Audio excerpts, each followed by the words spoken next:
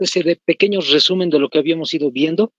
Habíamos dicho justamente que en el caso de la historia de Bolivia, se independiza en 1825. A partir de ese momento corre toda una larga historia interesante de Bolivia, como ya habíamos visto, guerras de posindependencia. Va a ser todo un detalle interesante de las guerras de, por ejemplo, con la batalla de Ingavi, en el caso de Bolivia-Perú. Hemos visto también el caso de lo que va a ser las batallas ganadas de Bolivia en el Perú, por las batallas de Yanacocha y Socabaya, en el caso del presidente en ese entonces, Andrés de Santa Cruz. Posteriormente vimos el primer conflicto internacional que tuvo Bolivia, la Guerra del Pacífico. En el caso de la Guerra del Pacífico, como siempre les voy indicando, tiene un montón de detalles interesantes, pero el específico que habíamos comentado es la batalla del Alto de la Alianza. A partir de la batalla del Alto de la Alianza, es que interesantemente lo que se va a desarrollar va a ser la pelea política al interior de Bolivia entre lo que van a ser los guerreristas y los pacifistas. Entre estos dos se van peleando, hemos dicho el anterior día, y todo ese detallito de la guerra del Pacífico por estos dos grupos políticos va a ser posible al final de cuentas la lucha política entre lo que va a ser el partido conservador y el partido liberal, en el caso de lo que va a ser la guerra civil, habíamos dicho. Otro detalle importante va a ser también el caso de la relación que ha tenido la guerra civil. De inmediato comenzó con el caso de la guerra del Acre, como habíamos visto el día de ayer. Interesantemente, entonces, ha habido una relación muy cercana a estas dos guerras, como el día de ayer les había dicho. Casi específicamente es una guerra civil nueva para Bolivia, y a partir de ese momento es que va a desarrollarse el gobierno de los partidos liberales. Los partidos liberales específicamente hemos dicho y aumentado, José Manuel Pando va a ser el primer personaje. El otro personaje importante posteriormente va a ser el caso de Ismael Montes. Vamos a ir viendo ya los detallitos aquí de la guerra del Chaco, pero les voy comentando un poquito. Eliodoro Villazón va a ser el próximo presidente, José Gutiérrez Guerra, y posteriormente va a haber una relación interesante, cambio de gobierno, cambio de partido político, de visión de Bolivia. Ya no van a ser más los partidos liberales, sino los partidos republicanos. Dentro de ellos, para comentarles simplemente, va a estar Bautista Saavedra, Felipe II Guzmán, Hernando Siles, Carlos Blanco, hasta llegar a lo que va a ser el gobierno de Daniel Salamanca. Esto es lo que nos interesa ahora. En el tema del presidente Daniel Salamanca tiene que ver justamente la guerra del Chaco.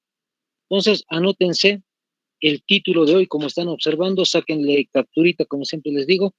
La guerra del Chaco se ha desarrollado el 15 de junio del año 1932 y termina el 12 de junio del año 1935. Fíjense lo interesante, como siempre les voy comentando a los compañeros, clarito está, se nota ahí los cambios de colores, el color azul y el color rojo. Fíjense, es el mismo mes, son los mismos números, lo único que va a cambiar es el 5, del 15 de junio se va a ir al 35 y del 1932 se va a ir al 12. Entonces, interesantemente tenemos ese tipo de correlaciones ahí en esas dos fechas importantes, inicio y finalización de la guerra del Chaco. Listo, vamos a detallar ahora sí más casos acerca de lo que va a ser la guerra del Chaco. Anótense antecedentes. Ahí está. Estos son los antecedentes que vamos a ir detallando. En el caso de los antecedentes, vamos a ir nombrando uno tras otro y van a ir tomando nota, compañeros, ¿ya? Ahí está. Entonces, el primer punto, el primer punto clave, vamos a decir, de todo lo que va a ser la guerra del Chaco, perdón, tiene que ver justamente con los malos límites desde la época de la colonia. Entonces, la anterior vez habíamos visto un tema importante que va a ser la época colonial en Bolivia. Específicamente estamos hablando de lo que fue el caso de la construcción, la creación, vamos a decir, de la Real Audiencia de Charcas. Una vez que se desarrolla la Real Audiencia de Charcas, va a estar justamente administrado por el Virreinato del Perú. Entonces, hemos dicho en algún momento, está relacionado, está unido prácticamente Bolivia, lo que hoy es Bolivia, con el Perú en ese entonces, con la Real Audiencia. En el Perú estaba el gobierno, el virreinato, y en el caso de Bolivia estaba la audiencia, es decir, el lugar de justicia. Pero en el año 1776, lamentablemente, 1776, les vuelvo a repetir, los que están tomando notas, lamentablemente, por decir así, cambiamos de gobierno, dejamos de ser parte de lo que va a ser el virreinato del Perú y nos trasladamos a ser parte de lo que es el virreinato del Río de la Plata. En el caso del Río de la Plata, es Argentina, es Paraguay y lo que va a ser Uruguay. Antes no existía esa división entre esos tres países, sino que simplemente se llamaba el Río de la Plata, el virreinato del Río de la Plata. Ahí está. En ese momento de 1776 para adelante es que hemos tenido un conflicto con el Paraguay. ¿A qué me refiero? No existía Paraguay todavía, pero Bolivia, la audiencia existía. Cuando Argentina tiene la posibilidad de volverse independiente, posteriormente Bolivia también lo va a hacer, más adelante va a existir Paraguay, y lo más curioso del asunto es que Paraguay va a intentar tomar el territorio, como se dice, o va a querer dar a entender a Bolivia que en realidad parte del territorio de lo que es el Chaco va a ser propio del Paraguay. Comenzó Tolema. Bolivia, la audiencia de Charcas, la ex audiencia de Charcas va a decir simplemente que todo el territorio de lo que es el Chaco es propio de Bolivia. Ahí surge el conflicto. No hay documentos específicos en los cuales diga que el Chaco es parte de la audiencia de Charcas o es parte de Paraguay. No se olviden, se había unido literalmente, territorialmente, Argentina, Paraguay, Bolivia, Uruguay, hemos dicho hace ratito. Entonces no existían límites, habían desaparecido esos límites cuando se habían unido en el virreinato del Río de la Plata. Cuando se independizan, ahí surge el problema. Ahí está, es un primer detallito.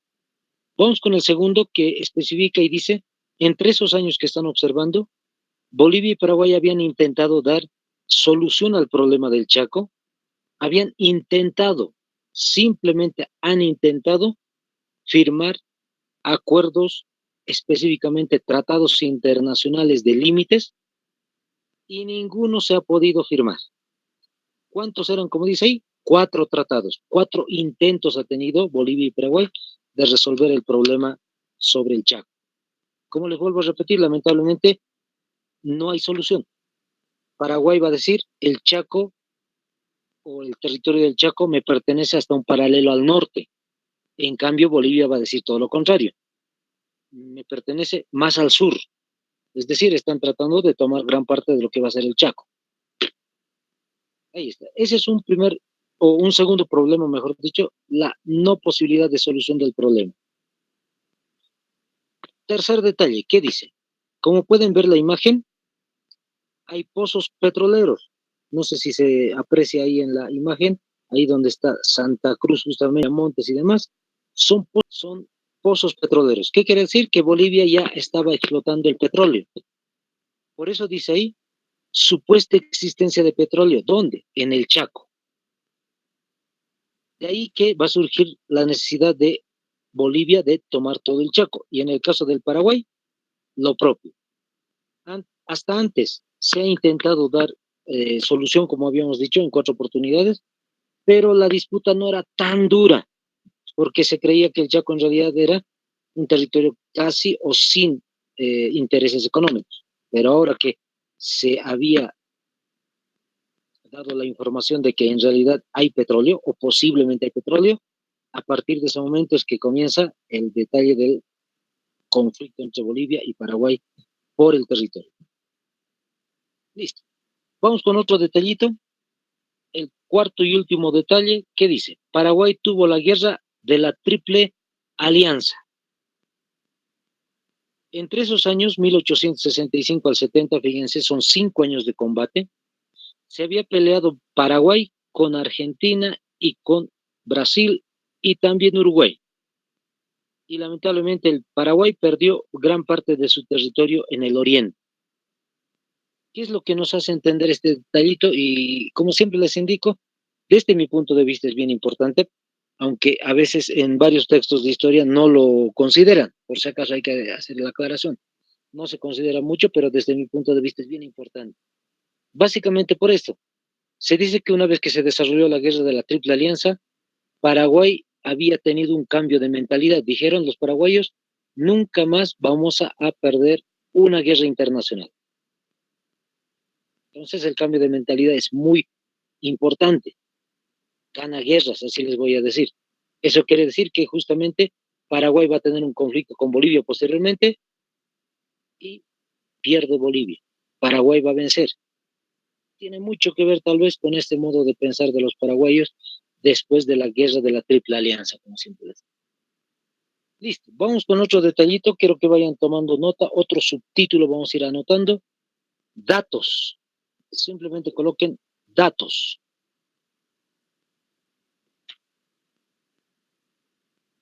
¿Qué datos vamos a ir anotando? Vamos a hacer dos columnas, ahí los que están haciendo los apuntes, dos columnas, uno van a colocar Bolivia y el otro Paraguay. Entonces vamos a ir rellenando con varios subtítulos qué es lo que sucedió en el aspecto en Bolivia, en Paraguay, Bolivia, Paraguay, Bolivia, Paraguay. En dos columnas, compañeros. Vamos con el caso de Bolivia. ¿Cuál es el primer tema que hay que especificar? Presidentes. Anótense entonces un primer subtítulo en las columnas ahí, Bolivia, Paraguay, un subtítulo a un costadito, presidente. ¿Cuántos presidentes tuvo Bolivia en la guerra del Chaco? Lamentablemente, dos. Luego me van a entender por qué motivos decimos lamentablemente. El primer presidente va a ser Daniel Salamanca, el que hemos mencionado al final hace un momentito, ¿sabes? Daniel Salamanca. Cochabambino, por si acaso, el personaje. Este es un primer presidente. Vamos a hablar un poquito de él.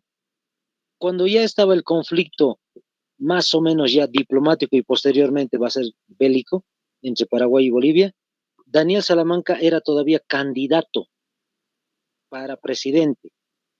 ¿Cuál es el eslogan político? Y eso quiero que lo anoten porque es una frase muy famosa en la política boliviana.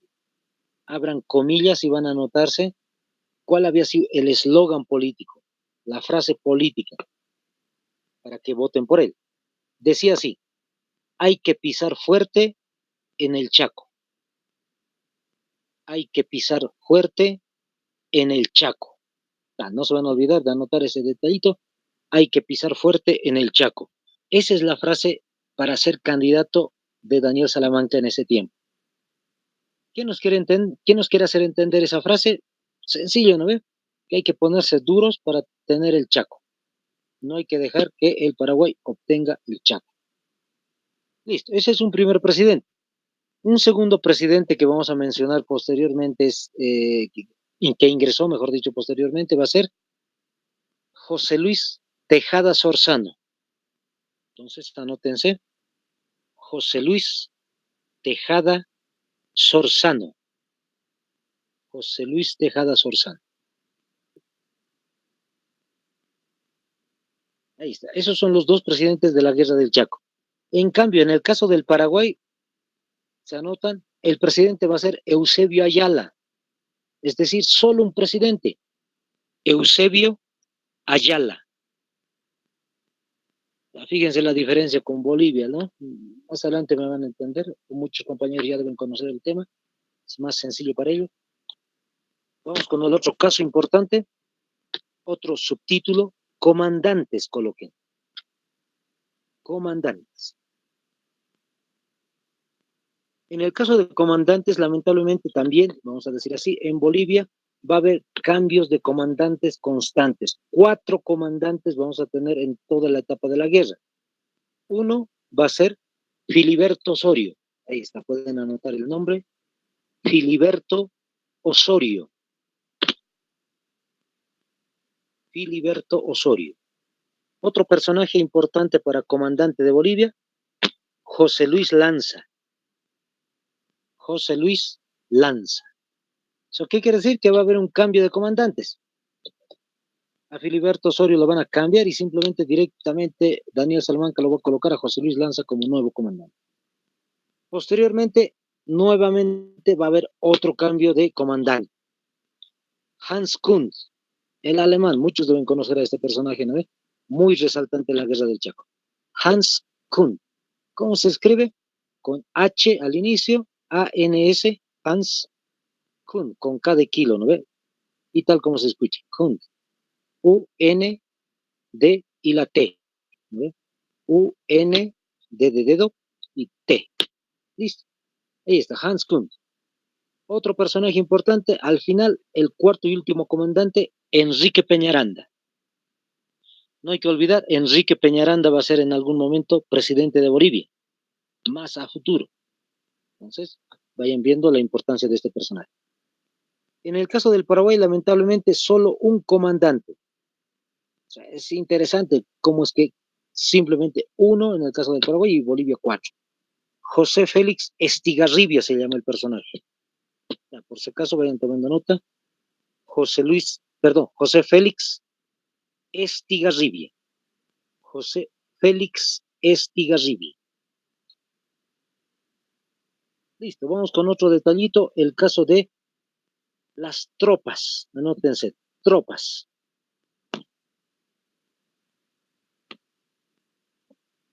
En el caso de las tropas, Bolivia había movilizado 250.000 soldados. Anótense, 250.000 soldados.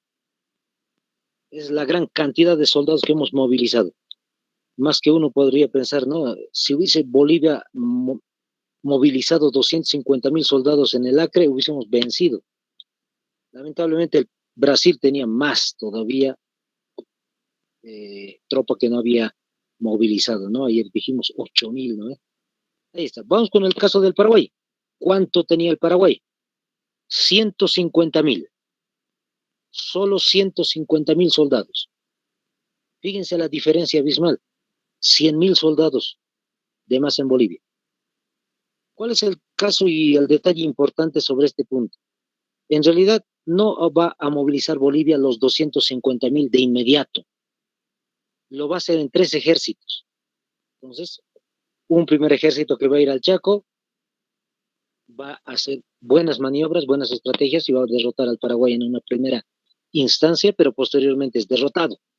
Se forma un segundo ejército, ese también lamentablemente está muy dañado, y al final, cuando está terminando la guerra, Bolivia forma el tercer ejército y Carlos Mesa en el documental dice, eh, posiblemente Bolivia iba a poder vencer al Paraguay porque el Paraguay en ese momento estaba muy debilitado. El ejército del Paraguay ya cansado de tantos años de guerra y Bolivia con refrescantes tropas. Pero simplemente llegó la paz y así terminó. Entonces, es un detallito que hay que resaltar por si acaso, ¿ya? No es la movilización de todos los soldados. Otro detalle importante va a ser las bajas que ha tenido justamente Bolivia. Anótense como subtítulo, bajas. Caso de Bolivia, caso de Paraguay.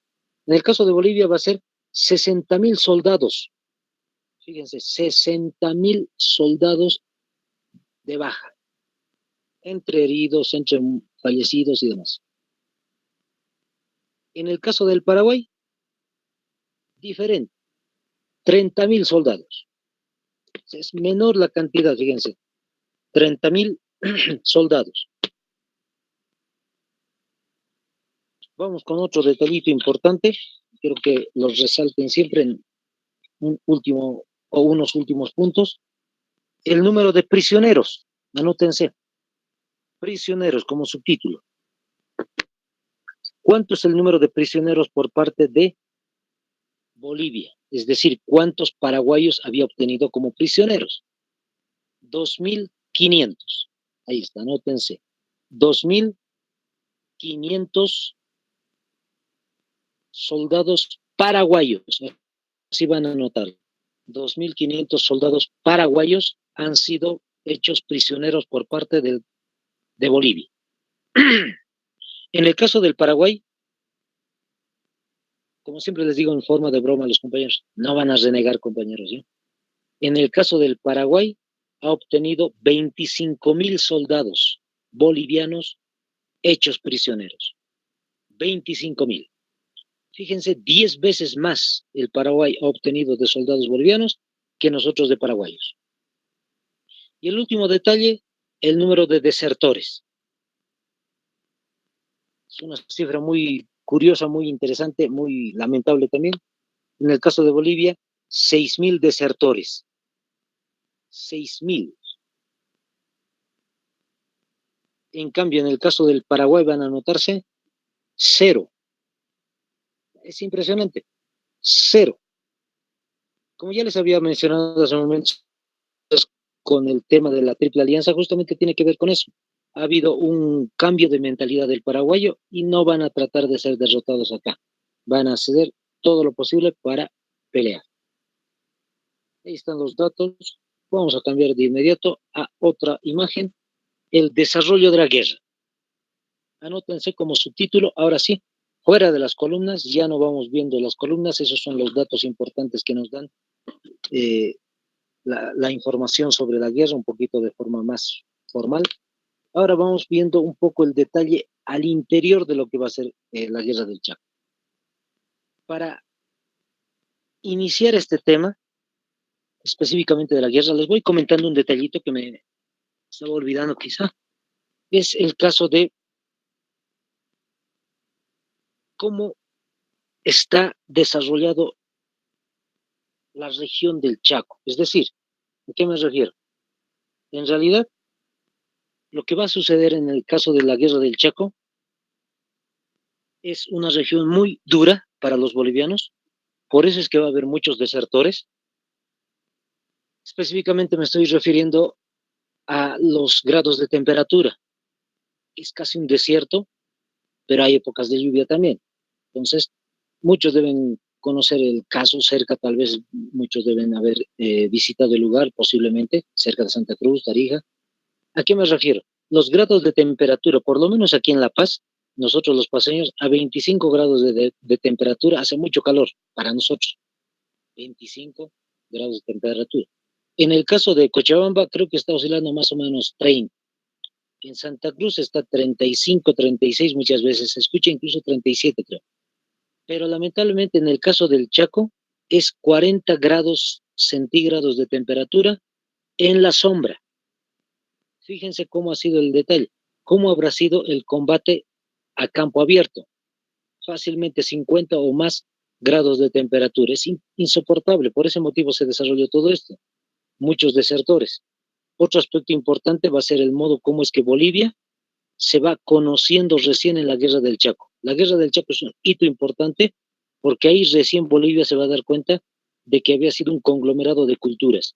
Aymaras, guaraníes, todos lo sabían, pero de forma consciente nunca se había dado ese choque cultural entre todas estas culturas. Otro detalle importante, ¿por qué perdemos también? Va a ser el caso de la mala política. No me refiero a la de Daniel Salamanca, me refiero a los opositores. Va a haber incluso prensa de oposición. O sea, no van a hacer que el gobierno de Salamanca sea sencillo. Va a ser muy complicado, lamentablemente. Entonces, hay también regionalismos. Es decir, hay departamentos que no les interesa lo que está pasando cerca de lo que es el Chaco, Santa Cruz, Tarija, son los departamentos sí o sí más importantes porque están a límites en la frontera del Chaco. Entonces, otros departamentos no les interesa mucho el tema. A cambio, el Paraguay va a tener unidad política, unidad en la sociedad. En todo aspecto siempre van a tratar de trabajar juntos, la sociedad civil y los militares. Ahora sí, vamos con el detallito de la guerra. Con esa pequeña introducción, vamos con la fecha de inicio. 15 de junio del año 1932, como están observando, sáquenle capturitas, sáquenle, o mejor dicho, anoten también los que están anotando. Ahí comenzó todo el detalle de la guerra. ¿Qué es lo que dice? Bolivia había tomado los fortines Carlos Antonio López en esa fecha 15 de junio, Corrales posteriormente va a ser tomado, Toledo también, pero lo que nos interesa destacar es otra fecha. Boquerón va a ser tomado el 27, 28 y 31 de junio del año 32. Y posteriormente Rojas Silva, que es otro fortín, va a ser tomado en septiembre. ¿Qué es fortín? ¿O qué son los fortines? En realidad son bases, si quieren para entenderme mejor, son cuarteles o avanzadas que tiene el Paraguay dentro del territorio del Chaco. Entonces, estos cuarteles pequeños o bases militares paraguayas son tomadas por Bolivia a partir del 15 de junio. Lo más interesante es que Bolivia está dando un primer paso y está tomando posesión del Chaco en contra del Paraguay. Otro detalle curioso va a ser el caso del Paraguay. ¿Cuál es la respuesta del Paraguay? Tratar de que no exista la guerra. Es decir, tratar de resolver el problema de forma diplomática. Paraguay va a hacer todo el intento para resolver el problema de forma pacífica. Esto aparentemente, ¿bien? Aparentemente. ¿A qué me refiero aparentemente? Que en realidad no va a hacerlo porque él quería, sino estaba esperando la llegada de las armas de Europa al Paraguay. Entonces simplemente está intentando distraer a Bolivia con el trato de forma diplomática, resolver el problema. Otro detalle que les mencionaba es el de Boquerón. En la historia de Bolivia, mucho se habla de Boquerón. Hay una película, incluso me han dicho sobre eso, ¿no? Hay dos películas, una antigüita y una nueva recién que hace unos años se ha estrenado. Entonces, en el caso de Boquerón, por ese caso, muchas veces los compañeros me dicen Boquerón es de Bolivia. No, Boquerón es del Paraguay, como están observando. Bolivia, más bien, es el que toma posesión, va a invadir Boquerón y lo toma para Bolivia. Boquerón, no se olviden, es base del Paraguay. Nosotros lo hemos tomado primero. Ahora sí, ¿cuál es la respuesta del Paraguay? Ahí lo tienen, compañeros. Un mes posterior, después de haber intentado hacerle la distracción a Bolivia, Paraguay llega a su país justamente las armas de Europa. Y lo que hace es la recuperación de Carlos Antonio López. Es decir, ha recuperado la base, la avanzada, el fortín que Bolivia había tomado. Un segundo detalle que no es necesario anotarlo, siempre digo, concentración de los 8.000 soldados en la isla de Hoi. No es tan importante, solamente como información nos va a ayudar a entender más adelante un detallito. Ahí está. Lo más importante del caso del Paraguay, quiero que se anoten, subrayen, resalten, Boquerón es recuperado por el Paraguay del 9 al 29 de septiembre del año 32. 9 al 29 de septiembre. En algún banco de preguntas decía cuántos días fue la toma de Boquerón por parte del Paraguay. 20 días, clarito, ¿no ves? Del 9 al 29 se resta, ahí está 20 días de toma o recuperación de Boquerón. Este caso del 9 al 29 es el emblemático, ¿ya? La primera toma que hemos visto hace momentos atrás en junio, perdón, a finales de junio, no es lo importante. Lo importante es el 9 al 29 de septiembre. ¿Por qué ha pasado la historia? Porque en realidad es la defensa de Bolivia para que para que Paraguay no recupere Boquerón. Lo ha desarrollado de forma muy heroica. Pocos soldados, a diferencia del Paraguay. Vamos a ir dando los datos. Al inicio, Bolivia tenía 446 soldados. ¿Se pueden anotar, compañeros? 446. Perdón, 448, me estoy equivocando. 448 soldados son los que van a estar justamente custodiando Boquerón. ¿A la cabeza de quién? ¿Quién va a ser el comandante? Va a ser Manuel Marzana. Manuel Marzana. M-A-R-Z, por si acaso no ve, R-Z-A-N-A. Marzana. Entonces, este es el personaje que va a tratar de cuidar Boquerón juntamente con sus soldados. ¿Qué es lo que Paraguay va a hacer? Dar un cerco. Para que me entiendan mejor, ahí está la imagen, compañeros. Pueden observar, ahí está la situación de Boquerón. Esa parte roja que están observando, eso es Boquerón. Como pueden ver en la parte derecha de su pantallita, va a aparecer la recta a Isla Poi. Justamente ahí en el sector por la parte de arriba, por decir así, ahí dice recta a Isla Poy. ¿Qué significa esto de la recta Isla Poy? Hemos dicho hace ratito como información, ahí están concentrados los soldados paraguayos. De ahí vienen los soldados paraguayos, pero el bloque o el bloqueo del camino va a ser Boquerón. Es decir, es el punto central estratégico el Boquerón para poder tomar posesión de las demás tierras del Chaco. Como pueden ver, hay muchos caminos posteriores a Boquerón. Esto se hace, si es que Paraguay tuviera el Boquerón, tranquilamente ingresaría a territorio del Chaco. Pero como era custodiado por los bolivianos, ahí es el punto principal de la pelea. Entonces, les decía, había 448 soldados ahí, un cerco, imagínense, todo alrededor de Boquerón, soldados del Paraguay, y lo que va a hacer Bolivia es intentar romper el cerco, no lo va a lograr, salvo un capitán. Anótense el nombre también, que es importante, el capitán Víctor Ustares. Capitán Víctor Ustares. Con la U directamente, sin la H, U-S-T-A-R-E-Z al final, ¿no? Ustares. ¿Con cuántos soldados rompe el cerco? 58 soldados. Ingresan hasta Boquerón, vamos a decir así, animan de forma positiva a los bolivianos y continúa el combate. Hay que especificar un detalle importante. Los paraguayos, ¿en qué número están ubicados ahí en Boquerón? Alrededor de Boquerón. 11.000 soldados paraguayos.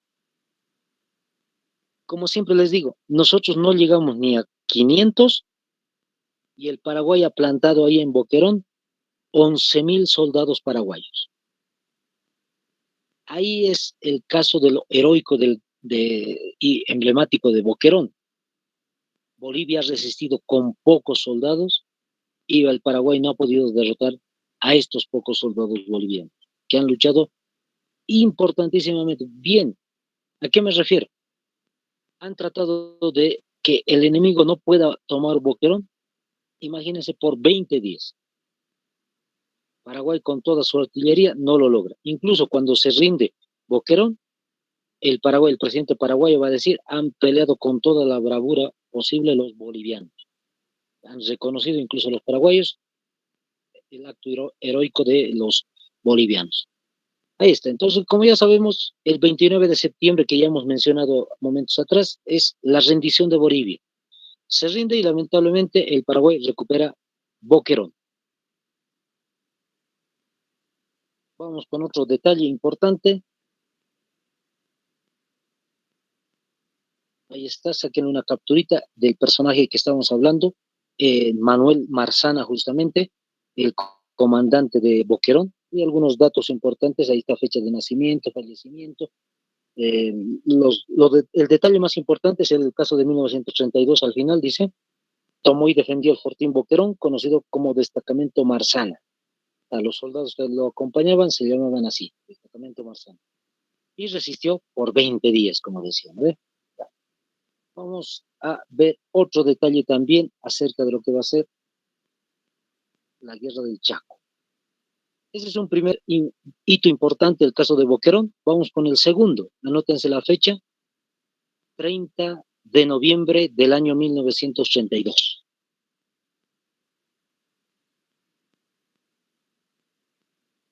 Como dice ahí, van a especificar el enfrentamiento. En realidad se dice que es el primer enfrentamiento aéreo en América. Es por primera vez que se ha desarrollado un enfrentamiento aéreo. ¿Para qué servían las máquinas de volar, es decir, los aviones? Simplemente para reconocimiento del terreno. Nada más para eso. Lo interesante va a ser la pelea entre estos dos personajes que están viendo ahí los hombres. El personaje que está en la fotografía, como pueden ver, es el capitán El Pavón. Él es el boliviano, por si acaso, capitán Rafael Pavón. En el caso del Paraguay va a ser el teniente Trifón Benítez. ¿Ya? Entonces, ¿qué es lo interesante del caso? Que la avioneta paraguaya sale para reconocer el terreno e interesantemente la aeronave tiene dos pilotos, es decir, un piloto que es el teniente y un copiloto. El copiloto se va a encargar de dar las coordenadas y demás, pero interesantemente es el que toma el arma, posiblemente para cualquier eh, importante, digamos, ataque hacia alguna región. En el caso del capitán Solito, el boliviano, una vez que observa que el paraguayo está cerca del lugar, parte el avión del boliviano y él está completamente solo, no tiene un copiloto por el modelo del avión que teníamos. El modelo paraguayo era con dos asientos, por decir así, para el copiloto y en el caso del boliviano solamente uno. Entonces él también surca los aires y ahí es donde comienza el combate en ese 30 de noviembre. Se dice que el 30 de noviembre se estaban peleando paraguayos y bolivianos e interesantemente lo curioso es que los paraguayos y los bolivianos dejan de pelear entre ellos y empiezan a observar el combate que está dándose lugar en el aire. Así, espontáneamente se ha desarrollado eso. Entonces, el capitán de aviación Rafael Pavón hace un giro en el aire e interesantemente dispara al copiloto del paraguayo. Constantemente se están persiguiendo en el aire e interesantemente nuevamente el capitán Rafael Pavón hace otra maniobra y dispara a la avioneta del teniente Trifón Benítez Vera que va a caer al suelo. ¿Quién venció este primer enfrentamiento aéreo? El capitán de Bolivia, Rafael Pavón. Ya, un héroe nacional. No es tan conocido, es bien curioso, aunque aquí en La Paz por lo menos hay muchos colegios y zonas que tienen su nombre, bueno, calles por lo menos, no sé cómo será en el interior del país, pero no se lo destaca tanto como otros personajes. Pero ahí está, es un dato muy interesante que hay que resaltar, compañeros. Listo. Así termina 1932. Con ese combate es un hito también importante para Bolivia. Vamos con el caso de 1933. Como siempre les menciono, ha habido cambios de comandantes, dijimos hace momentos atrás. Es 1932, finales del 32, inicios del 33, que va a estar presente justamente el personaje alemán que les decía, Hans Kunz. Hablemos un poquito de este personaje, mientras están sacándole la capturita a el dato que está puesto ahí. Hans Kunz, interesantemente, había llegado aquí a Bolivia ya en el año 1907 más o menos. Déjenme buscar un momentito el dato. Sí, más o menos 1907 ha llegado este personaje. Y lo interesante del dato está en que... ¿En qué año dijo, profe? 1907, compañera. Ahí está. Casi me asusta la compañera. No, mentira. Ahí está. Entonces, ¿qué es lo que ha sucedido? Interesantemente, Hans Kunt había venido aquí a Bolivia para dar unas clases al ejército boliviano. Lo más curioso o lo más interesante, por decir así, en el contexto de lo que estamos viviendo en ese momento, es que está aquí en Bolivia dando esos cursos y es 1914 y va a haber la Primera Guerra Mundial. En Europa inicia la Primera Guerra Mundial y Hans Kuhn, como era alemán, va a ser llamado por su país para ir a Alemania y defender su patria. Entonces, sale de Bolivia rumbo hacia Alemania y allá en Alemania dirige una pequeña unidad y derrota a rusos, al ejército ruso. Muchos ya deben saber, la Primera Guerra Mundial, Alemania derrota fácilmente a los rusos, entonces es normal, por decir así, que Hans Kuhn los haya derrotado a ellos. Esa información va a llegar aquí a Bolivia. Muchos van a conocer la victoria de Hans Kuhn como algo interesante, impresionante, porque es un militar que estaba aquí en Bolivia. Por ese motivo es que cuando inicia la guerra del Chaco, 32-33, muchas de las personas aquí en Bolivia, la sociedad civil, va a pedir al presidente Daniel Salamanca que traigan a Hans Kuhn. La gente decía, Hans Kuhn nos va a hacer vencer la batalla. ¿Por qué? Porque allá en Alemania, en Europa, derrotó a los rusos. Entonces, Daniel Salamanca, por el pedido de la población, dijo, lo traemos a Hans Kuhn. Lo volvieron a traer desde Alemania aquí a Bolivia. Lo curioso, lo negativo ha sido esto. Por una parte, él es alemán, no es boliviano. ¿Qué quiere decir? Que las tropas, el ejército boliviano, no va a obedecer directamente a Hans Kuhn. No quiere. Tiene que hacerlo porque el presidente lo ha colocado ahí. Pero todos creían que no podía dirigir a Bolivia como comandante. Otro detallito, había mucha insubordinación. Le llamaban oficial tropero. ¿Qué significa eso de oficial tropero? Que solamente maneja tropa, no tiene altos estudios en Estado Mayor. Entonces, al final de cuentas, tratan de verlo como un personaje que es indigno de manejar al ejército boliviano. Otro dato curioso, ahora sí, lamentablemente negativo para Hans Kuhn, como pueden ver, en 1933 se ha desarrollado el ataque a Nanagua en dos ocasiones. Pueden ver ahí, captura de Platanitos, batalla de Corrales, Bolivia reconquista Liguata, Paraguay se retira del campo Jordán, ataque a Nanagua, dice nuevamente. En esos dos ataques a Nanagua, lamentablemente Hans Kuhn lo que hace es atacar al fortín Nanagua de forma frontal. Ya saben a qué me refiero. De forma directa va a tratar de tomar el fortín. Los soldados van a correr de forma directa hacia las puertas del fortín Nanagua y todos ya saben qué es lo que va a pasar. Los paraguayos van a disparar a los bolivianos y fallecen muchos, centenares de bolivianos. Va a intentar hacer lo mismo en una segunda etapa. Por eso dice ataca a Nanagua, no en una segunda versión. Lo mismo va a suceder. Incluso en esa etapa se pierden muchas batallas y Hans Kuhn va a tratar de simplemente ocultar la información frente al presidente Daniel Salamán. Al final de no se va a poder esconder todo eso, se va a saber simplemente y ahí lamentablemente va a haber otro cambio de comandante. Vamos con el año 1934. En el año 1934 se han desarrollado diferentes batallas, pero lo que nos interesa destacar son las dos marcadas ahí en la imagen. Vamos a hablar específicamente de lo que va a ser la batalla de Cañada Stronger y el otro, el corralito de Villamontes. Los que están tomando nota, vamos a tomar nota de este primer evento, la batalla de Cañada Stronger.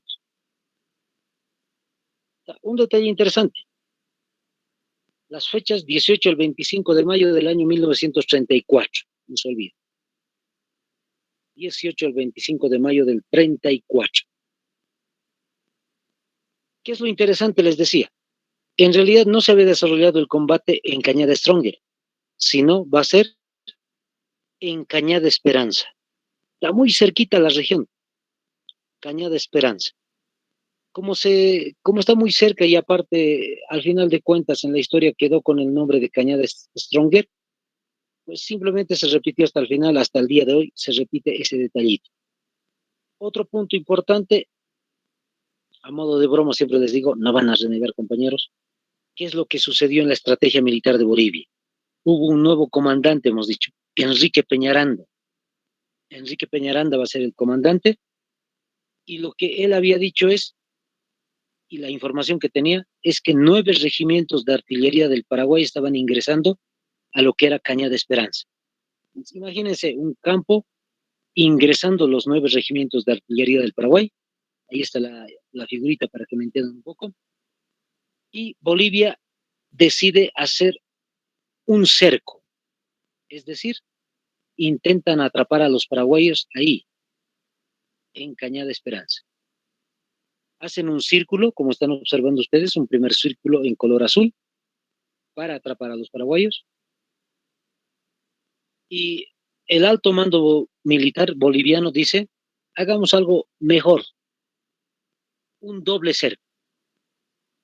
¿Para qué? Para que ningún paraguayo pueda escapar del primer cerco. Si huyen del primero, pues el segundo los va a atacar y van a ser tomados toditos prisioneros o simplemente asesinados. Mientras se está cerrando el segundo círculo en color azul, como están viendo, 200 soldados paraguayos ingresan al final, es decir, a la retaguardia del regimiento, de los 9 regimientos de artillería. Ingresan los 200 soldados paraguayos, se hace un combate no es posible de vencer a los 200 soldados paraguayos, son muy aguerridos, y el ejército boliviano, el alto mando dice, vamos a hacer lo siguiente, un tercer cerco. ¿Para qué? Para que ningún paraguayo pueda escapar simplemente, ni los 200 soldados que están en la región. Mientras Bolivia intenta hacer el tercer cerco, los 9 regimientos de artillería huyeron. Esa es la estrategia militar boliviana. Era positiva, como pueden ver ustedes. Era muy interesante, pero lamentablemente al final careció de práctica. Es decir, trataron de hacerlo muy eh, pensado, muy reflexionado, pero al final de cuentas no les ha funcionado. Era mejor simplemente atacar con los 2 cercos quizás, pero bueno, no todo es perdido. Por eso es una fecha importante. La batalla de Caña de Stronger se recuerda justamente, como están viendo ahí, en el periódico La Razón de ese tiempo. Muchos oficiales y suboficiales han sido tomados prisioneros. Vamos a dar exactamente el número de capturados, de prisioneros. 67 oficiales. Anótense. No habían sido 68, como decía La Razón en ese tiempo. 67 oficiales. En el caso de los soldados, las clases, tropas y demás, suboficiales, 1.389. 1.389. Otra vez les repito, 1.389 soldados suboficiales clase que van a ser tomados prisioneros. Otro detalle interesante, 10 camiones. Eso más hemos obtenido. Como les decía, Cañada Stronger no es todo perdido. Hubiera sido mejor tomar más prisioneros, pero 10 camiones. Y armas livianas. Listo, eso es lo que se ha capturado en Cañada Stronger. Vamos a la otra fecha que sucede también en el año 1934 y ha sido un dato muy lamentable para Bolivia. El corralito de Villamontes del año 1934, 23 de noviembre, como están viendo la fecha específica, anótense, subrayando corralito de Villamontes. Y les voy explicando. El caso del corralito de Villamontes tiene que ver con un día antes, ¿ya? Como antecedente, es decir. Imagínense ustedes, ha estado muy mala la relación entre el comandante Enrique Peñaranda y el presidente Daniel Salamanca. Mucha insubordinación, mucha falta de respeto entre los dos. Al final de cuentas, lo que va a hacer Daniel Salamanca el 22 de noviembre es llegar al Chaco. Es decir, había viajado desde La Paz hasta lo que va a ser el Chaco. Como ven la fotografía, ahí está el personaje Daniel Salamanca justamente. ¿Para qué llega el Chaco? Para retirar, para destituir al comandante del ejército boliviano, a Enrique Peñaranda. Lo quiere sacar del cargo, esa es la orden que va a dar, y va a colocar en su lugar a otro nuevo comandante, a José Luis Lanza. Él tendría que haber sido el nuevo comandante, José Luis Lanza. Pero al final de cuentas no sucedió. Vamos con el detalle, ¿qué es lo que pasó? Imagínense entonces el 22 de noviembre, les decía, Daniel Salamanca destituyendo al comandante del ejército, diciéndole ya no va a ser comandante y va a haber un cambio de comandante, José Luis Lanza es el nuevo. Listo, se retira a descansar Daniel Salamanca a su residencia preparada ahí en el Chaco. Se va a descansar y mientras él está descansando por la noche, toda la noche, interesantemente, el ejército boliviano se reúne a la cabeza de Enrique Peñaranda. Enrique Peñaranda no acepta las órdenes del presidente boliviano. Se va a formalizar una reunión y el apoyo a Enrique Peñaranda por parte de las tropas del ejército de Bolivia. ¿Quiénes están como subcomandantes juntamente con Enrique Peñaranda? Anótense 2 personajes muy conocidos. El coronel David Toro. David Toro. En algún momento David Toro va a llegar a ser presidente de Bolivia. Fíjense la figura importante. Es un subcomandante del Chaco, de la guerra del Chaco. David Toro. Por otra parte, Germán Buch, muy conocido, ¿no ve? Germán Buch Becerra. Este personaje también un subcomandante de las tropas bolivianas allá en el Chaco. Ellos le apoyan a Enrique Peñaranda y justamente la tropa boliviana lo va a apoyar y al final no se hace el cambio de comandante. Lo que sucede el 23 de noviembre, como están observando ahí en la pantallita, ¿qué dice? Ahí está la casa del presidente, es decir, la residencia, y dice, el ejército boliviano rodea la residencia del presidente. Alrededor de la casita del presidente donde está descansando, el ejército boliviano apuntando con sus armas a la casa del presidente Daniel Salamanca. ¿Qué es lo que le está pidiendo el ejército boliviano? Que Daniel Salamanca renuncie a la presidencia. Entonces, ¿qué había sido el corralito de Villamontes, compañeros? Había sido golpe de Estado en plena guerra del Chaco. Golpe de Estado. Eso había sido entonces el corralito de Villamontes. A momentos les digo, impresionante. Parece que solo en Bolivia pasaría eso, ¿no? Un golpe de Estado en pleno acto de guerra. Lo que van a decidir los militares es colocar al vicepresidente como nuevo presidente de Bolivia. Daniel Salamanca no va a poder qué hacer. Es obvio que va simplemente a renunciar. Entonces, el vicepresidente está en La Paz. Se llama José Luis Tejada Sorzano, el que mencionamos hace momentos atrás. José Luis Tejada Sorzano va a ser vicepresidente de Daniel Salamanca y en calidad de vicepresidente él dice, no acepto ser presidente de Bolivia. El presidente es Daniel Salamanca. ¿Qué han hecho los militares? Lo han obligado, lo han forzado a José Luis Tejada Sorzano a ser presidente de Bolivia. Entonces, aunque no haya sido un militar que haya tomado el mando de Bolivia, es igual, un golpe de Estado. Listo. Ahí está el detalle, entonces, un golpe de Estado, el corralito de Villamontes, no se olviden. Un dato muy curioso que siempre les voy comentando a los compañeros de vez en cuando es el caso de la literatura en Paraguay. En algún librito había leído. Mucho se escribe de la guerra del Chaco, tanto en Bolivia como en el Paraguay. Y un escritor paraguayo, si no me equivoco, había dicho esto.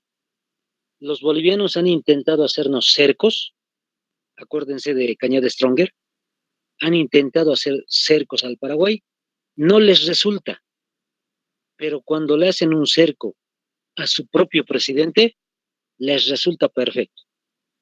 Es un dato muy curioso.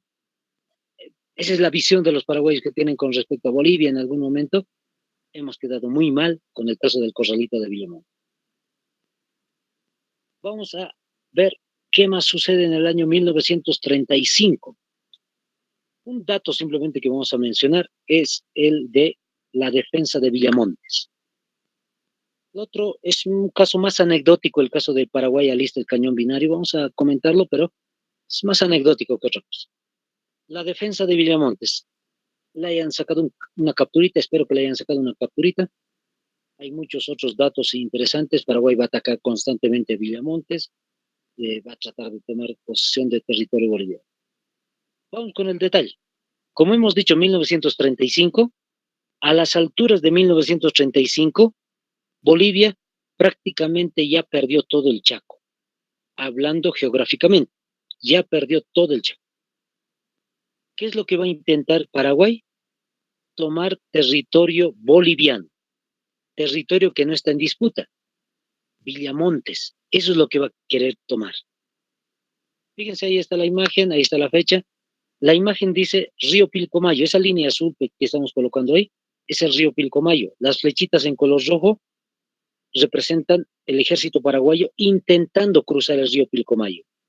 La defensa de Villamontes significa que las tropas bolivianas que están en flechitas color verde defienden el paso del río Pilcomayo, impiden que las tropas paraguayas pasen a Villamontes, y ese es un hito importante también. Anótense el caso del comandante, fíjense, mariscal de ejército de Bolivia, Bernardino Bilbao Rioja. Ojo, mariscal. En la historia de Bolivia tenemos muy pocos mariscales. El caso de Andrés de Santa Cruz, el caso de Antonio José de Sucre, mariscal Bernardino Bilbao Rioja. Es el personaje que defiende justamente con las tropas bolivianas Villamontes, impide que los paraguayos ingresen, defender territorio muy importante para Bolivia. Listo, compañeros. Ya estamos en el año 1935. Vamos a quedar el día de hoy acá. El día de mañana vamos a ir mencionando los datos importantes de lo que va a ser la pérdida, la firma del tratado y otros detalles en el caso de la guerra del Chaco. Bueno, compañeros, hasta aquí. El día de mañana nos vemos. Bendiciones.